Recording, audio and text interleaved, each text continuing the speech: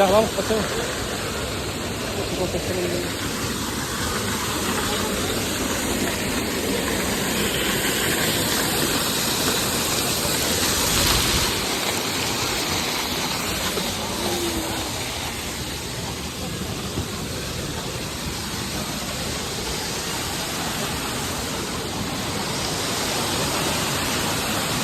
¿Cómo tú? La foto.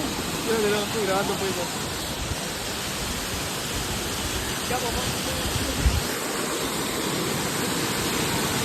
Una pura pasada que he peinado.